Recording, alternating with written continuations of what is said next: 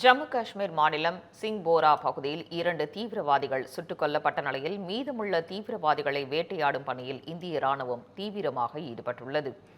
பகல்காம் தாக்குதல் சம்பவத்தை தொடர்ந்து ஜம்மு காஷ்மீரில் பாதுகாப்பு படையினர் தீவிர கண்காணிப்பில் ஈடுபட்டு வருகின்றனர்.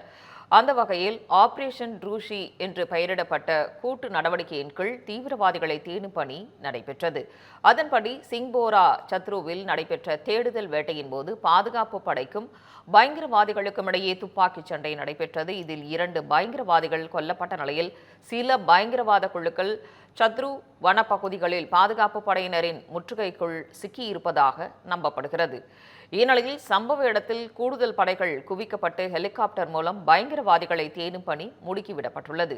மீதமுள்ள தீவிரவாதிகளை வேட்டையாடும் பணியில் இந்திய ராணுவம் தீவிரம் காட்டி வருகிறது. ஒரு வாரத்திற்கு முன்பாக ஜம்மு காஷ்மீரின் புல்வாமா மாவட்டத்தின் ட்ரால் பகுதியில் ஜெய்ஷ்-இ-முகமது அமைப்பைச் சேர்ந்த 3 பயங்கரவாதிகள் கொல்லப்பட்டதை தொடர்ந்து துப்பாக்கிச்சூடு நடந்துள்ளது.